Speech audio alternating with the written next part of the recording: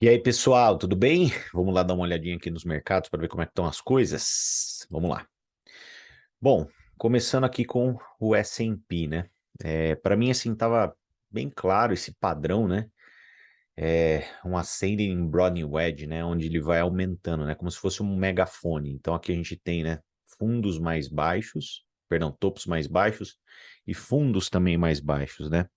Só que agora a gente chegou aqui, pelo menos no diário, né, no momento meio chave, onde a gente está testando um fundo formado, né? Então a gente está testando aqui esse fundo que foi formado, né?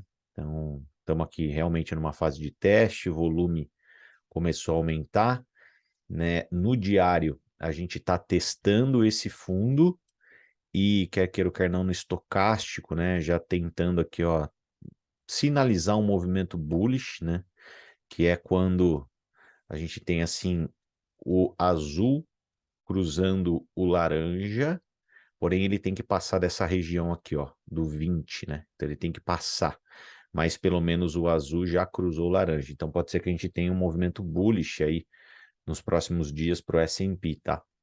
Então isso pode realmente acontecer, porque ele está num suporte bem forte, né? Teve volume de compra e o estocástico querendo inverter para cima. A gente está querendo fazer aqui, ó, também um pivô no RSI. Então, ficar bem de olho. O que a gente pode meio que antever aqui, se a gente pegar uma Fibo e traçar na barra de ontem, né? Essa Fibo da barra de ontem, a gente está testando o 0,5, o que seria um movimento saudável, né?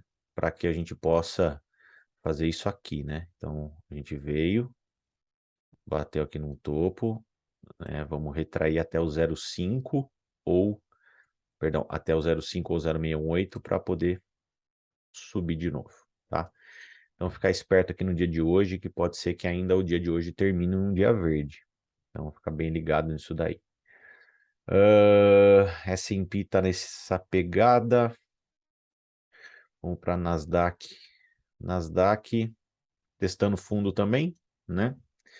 Então se a gente fosse traçar aqui, se a gente for colocar, né? Então ela tá aqui, ó, testando o fundo. Então também muito provável ela vai segurar um tempo, né? O mesmo padrão praticamente do S&P que a gente está vendo em Nasdaq. Então a gente pode até vir testar essa linha de tendência aqui, né? Porque no meu ponto de vista, né, tanto o teste dessa linha de tendência na Nasdaq quanto o teste dessa linha de tendência aqui que pode acontecer no S&P, onde nós temos duas linhas de tendência de baixa, né? Então a gente pode ter uma linha aqui e uma outra linha aqui, ó, tá? Então, a gente pode vir testar essa linha de tendência. Isso, no meu ponto de vista, vai acontecer se o dólar corrigir, né? E tá muito na cara de que o dólar ele vai corrigir, né? Um pouco, pelo menos, né? Pelo menos ele vai ter alguns dias aí de uma ligeira correção. Então a gente tá aqui nesse padrão desse canal ascendente aqui, alta infinita, né? Do dólar. Vou até essa figura gráfica ele já rompeu, então vou excluir ela daqui. E a gente tá aqui, né? A gente nitidamente a gente quebrou um topo, né? Que a gente tinha formado, que é aqui nessa região aqui, ó, topo, né? Então, o dólar pode muito bem fazer isso aqui, né? Então, a gente veio, quebrou o topo, fazer um pivô aqui, continuar subindo, ou até entrar num processo de lateralização, porque mesmo se ele for ter uma correção um pouquinho mais aguda, eu acredito que vai vir com um movimento de lateralização primeiro, né? Porque a força de subida foi muito alta, né? O dólar está muito forte. Então, acho difícil ele simplesmente cair, né? Ou fazer um blow off top, digamos, né? Fazer alguma coisa assim do tipo, né? Do vem, bate aqui, né? E diretamente já, né? Numa queda meio que abrupta, perde esse fundo, né? Eu acho que ele não vai perder esse fundo aqui dos 107 tão fácil, né? Então, mas é uma possibilidade, né? Perder o fundo aqui que ele formou, aí realmente a gente pode ter, né? Um pivô de baixo. Então, ficar muito esperto nisso daqui. Dá para ver que ele está corrigindo, por isso que a gente teve, né, um diazinho mais animado, etc. Então, ficar de olho, né? Hoje a gente teve uma barra de engolfo, né? Então, a gente teve uma barra ontem no diário de engolfo, tendência de realmente ter mais queda, pelo menos buscar essa linha média ou reteste desse rompimento. O estocástico, que é o momentum, né? Ele já está dizendo que a gente vai ter correção, já está sinalizando um pouco para baixo. E o RSI, ele fez um topo mais alto, então, assim, tendência de alta ainda, né? Saudável, está em cima de todas as médias, né? O dólar, ele está em cima de todas as médias, né? E as médias em tendência extremamente bullish, né? Então, acima da média de 20, da média de 50, da média de 100, da média de 200 no diário. Então, tem muito suporte, né? Então, ele pode vir testar a média de 20, depois testar as médias de 50, depois testar a média de 100. E, assim, só vai considerar realmente perder tendência se ele perder a média de 200 no diário. Então, né, que hoje está em 102. Eu acho que não vai acontecer tão cedo, né? Não vai ser um movimento tão vertical e não vai acontecer tão cedo. A gente vai ter muita lateralização que seja nesse período aqui para poder acontecer entre aspas, né, um desastre desse tamanho no dólar. O euro, ontem ele bateu uma mínima interessantíssima, né? Lembra do euro? Por que que eu falo do euro? Porque o euro compõe 55% do dólar, né? Então, o que acontece? Por que que o, o dólar está caindo hoje, né? Muito pelo fato do euro estar subindo. Então, a gente teve aqui um triângulo ascendente de alta no euro, que rompeu para baixo, tá? O que que acontece, assim? O que que a gente pode ter, né? A gente pode ter isso aqui, eventualmente, né? Como um fake out, tá? Então, fica meio esperto, porque isso aqui pode ser um fake out. Ele pode vir retestar essa base do triângulo, né? Que devido às forças bearish estarem maior, é a maior probabilidade, né, dele vir retestar a base do triângulo e perder, né? Ou seja, ele está fazendo um movimento de subida só para testar a base do triângulo que ele perdeu, ou ele pode simplesmente, né, vir testar a base do triângulo, romper a base do triângulo e voltar para dentro da figura gráfica e romper para cima, né? Esse cenário, um cenário bullish, seria isso um fake out, ou aqui a gente pode ter realmente uma confirmação dessa tendência de baixa perpetuar por mais tempo, né? Então ficar bem esperto aqui, porque eu acho que o euro vai determinar muita coisa, né? Tá abaixo de todas as médias, então super bearish o euro, né? Então a gente pode ter alguns ralizinhos de alta, mas sem nenhuma visão de tendência de alta, e sim rally de alta no meio de uma tendência de baixa, tá? Ah, o VIX, né, que é o índice de volatilidade do S&P, geralmente ele mostra que quando a gente tem aqui um resultado acima dos 40, né, vou até pôr no mensal aqui, até coloquei aqui, ele indica um fundo, tá?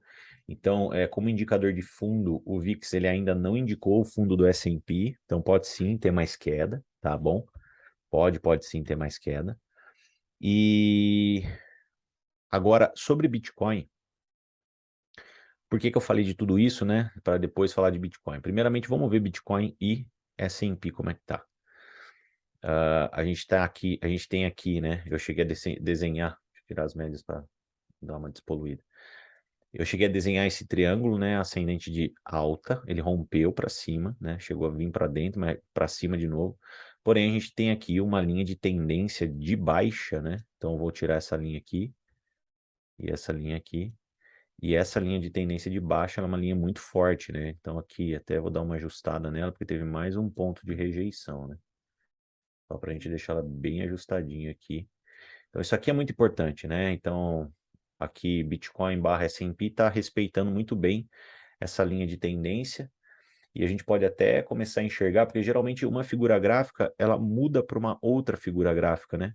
Então se a gente, por exemplo, desenhar aqui, ó, e tentar encontrar um fundo, a gente pode até estar vendo, né, um triângulo descendente, né, que geralmente rompe para baixo. Então, pode sim ter a possibilidade dessa figura gráfica, desse padrão romper para baixo, tá? Então, isso aqui, S&P, Bitcoin contra S&P, o Bitcoin está mais forte, o Bitcoin também está mais forte do que a Nasdaq, tá? Então, contra a Nasdaq, realmente o Bitcoin está bem mais forte, ele rompeu uma linha de tendência aqui importante, tá? Então deixa eu tirar essa aqui. Ele rompeu essa linha de tendência importante, retestou essa linha de tendência, né? Então ele veio, rompeu, retestou, ó, um centavo e foi embora. Tá indo embora, né? Então assim, temos aqui S&P, Nasdaq contra Bitcoin num movimento aqui onde favorece o Bitcoin, tá? Então a Nasdaq tende a cair mais que o Bitcoin. E o Bitcoin, né? Cara, para mim isso aqui é um triângulo descendente, tá? Para mim isso aqui é um triângulo descendente, uma figura que na maior probabilidade rompe para baixo. Como que eu vou me posicionar aqui, né? Então, primeiramente, rompeu para baixo. Se romper para baixo, eu vou esperar retestar para entrar shortado, tá? Então eu vou entrar em short se romper para baixo e retestar e perder. E entrar em long se ele vier e romper essa linha de tendência aqui, ó, tá? Do resto, velho, tô totalmente fora, só olhando, tá? Só olhando, porque para mim tá bem nítido essa figura aqui. Eu não sei se a gente vai ter força compradora para poder ter um impulso de movimento para cima, né? Tá bem assim, essa figura é bem padrão de queda. E o que eu quero trazer para vocês em especial é esse gráfico satânico de 3 meses do Bitcoin. Cara, se liga. Eu vou pôr as médias aqui, né? Tá aqui. Seguinte, esse é o gráfico de 3 meses, né? Cada barra equivale a 3 meses. Então, por que eu estou fazendo isso aqui? Deixa eu apagar isso aqui para ficar mais fácil. Porque esse gráfico ele fecha amanhã, tá? Tem um dia para fechar. Um. E, velho, nós tivemos uma puta de uma barra de engolfo nos últimos 3 meses, né? Extremamente agressiva, né? Então a gente teve aqui uma barra de engolfo, né? Que ela engolfou, né? Esses 3 meses engolfaram praticamente um ano e pouco, né? A gente teve, né? A gente encontrou suporte na média de 20 do gráfico de 3 meses. Então a gente encontrou esse suporte. Porém, velho, a gente está querendo fechar o mês abaixo da média de 20. E isso nunca aconteceu, velho. Cara, conforme você vai em gráficos maiores, né? E você vê fechando abaixo de certas médias, né? E médias importantes, isso não é nem um pouco bom, tá? Nem um pouco bom. Só para vocês terem noção, né? O Bitcoin ele precisaria fechar amanhã esse gráfico de 3 meses acima dos 19.633, que é onde está a média de 20. Agora, se fechar abaixo da média de 20, e a gente nos próximos 3 meses retestar e confirmar, né, esse fechamento abaixo da média de 20, vai dar muito ruim, tá? Vai dar muito ruim. Eu acho que vai virar uma puta de uma resistência. Assim como no gráfico semanal, né? Nós tivemos o cruzamento, né, da média de 20 com a média de 200. Isso aqui nunca aconteceu antes na história do gráfico semanal do Bitcoin. Então, se pegar aqui esse gráfico, ele não é o completo, né, que tem tudo. Isso nunca aconteceu antes. Isso aqui é muito bearish, no meu ponto de vista, né? Mostra uma fraqueza do gráfico semanal bem, bem, bem interessante. Então, cara, eu acho assim que pode ser que esteja se desenhando mesmo, né? A gente ir lateralizando, né, até o final do triângulo, até tipo, e aí romper para baixo esse triângulo, sabe? Agora, se o dólar tiver uma queda mais abrupta, né, o euro subir bem, como até no rally de descompressão da queda, o S&P ele realmente começar a subir, né, encontrar o suporte, começar a subir, a Nasdaq encontrar suporte, começar a subir, a gente pode ter um price action, né, que faria, né, a tentativa aqui de um fundo, vindo testar o topo aqui para confirmar um fundo duplo, tá? Eu acho até que a gente podia ter aqui, né, um pouquinho parecido do que houve aqui, ó. Eu vou mostrar para vocês, ó. Que aí eu acho que seria um grande max pain do mercado, né? Aqui, ó. Olha só. Então a gente veio, fundo, fundo duplo, rompemos a linha de resistência, rompemos, né? Então a gente fez aqui, ó, na hora que a gente rompeu essa resistência aqui, né? A gente fechou esse candle verde aqui acima dessa resistência, que era a cabeça desse fundo duplo. O que que acontece? A gente confirmou fundo duplo. Só que na hora que a gente veio retestar, a gente perdeu. Então não duvido nada da gente repetir esse price action aqui, ó. Esse para mim seria um price action que geraria muito mais dor, geraria uma busca de liquidez muito mais intensa do que simplesmente cair do ponto que a gente está. Mas vale a pena, né, a gente saber também e ter uma visão que a gente tem, né, uma relação, né? Aqui é o número de longs, né? Então a gente tem muito long aberto, né? Então assim, olha isso. Quantidade de long que a gente tem aberto em relação à quantidade de short. Então hoje a gente tem mais longs abertos, né? Mais pessoas apostando em alta do que apostando em baixa. Isso faz com que o mercado busque liquidez para baixo, né? Então, velho, tá selva de pedra, salve-se quem puder, muita indefinição, lateralidade, na verdade, né? Que é horrível, lateralidade. E tenhamos paciência, né? Pode ser que alguma coisa tenha acontecido aqui agora nesse exato momento, né? Tá caindo nesse exato momento. Ó, rompendo aqui para baixo, com volume, né? Até preciso dar uma olhada. Mas dando uma atualizada aí para vocês, tá? Do que pode estar pegando. Então, ó, Bitcoin embicando para baixo aqui no gráfico de 1 hora. Com volume, né? Então, alguma notícia, alguma coisa pode ter acabado de sair que tá dando essa quedinha aqui, tá? Mas enquanto segurar aqui, né, os 18.100, 18.200, a gente está dentro do padrão do triângulo e vamos ver como é que fecha o mensal. A questão é, né, só para encerrar, o mensal do S&P, né, ele está confirmando o beijo da morte, né? O que é o beijo da morte, né? É um padrão que o S&P no mensal, ele faz um fundo, retesta a média de 20, né, que no caso seria de 21, poderia ser também, e ele perde o fundo formado. Então, se ele fechar amanhã abaixo, né, dos 3.640 pontos, ele confirma o beijo da morte e o que que acontece, né? Isso aqui é um price action de muito mais queda, tá?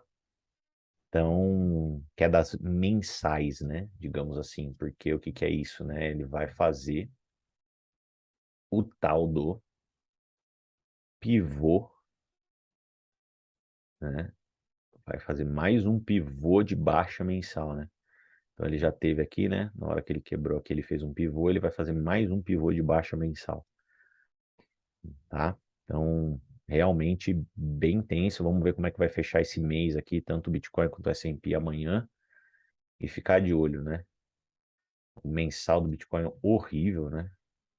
Do jeito que está se desenhando aqui. Horrível, horrível, horrível. Abaixo da média de 50 mensal. Cara, muito feio, velho.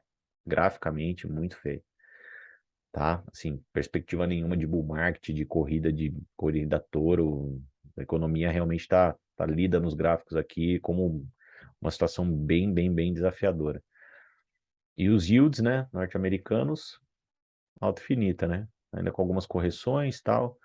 Então aqui os 10-year yields, né? Linha de tendência de alta total, né? Tirar aqui, despoluir um pouco. Aqui, ó, todas as médias apontando para cima, o leque se abrindo, plena tendência de alta, os títulos de 2 anos do governo. Cara, por mais que isso aqui dê umas corrigidinhas, tem muito suporte, velho. Muito suporte. Muito suporte, entendeu? Então, isso aqui para perder tudo isso daqui, perder todas essas médias aqui, vixe, vai demorar demais, tá? Então vamos ter aí alguns meses muito laterais, no meu ponto de vista, bem chato. Acho que o mercado vai perder muita volatilidade, vai ficar meio que vai, não vai. E nesse cenário é busca de liquidez bilateral o tempo todo. Fechou? Falou!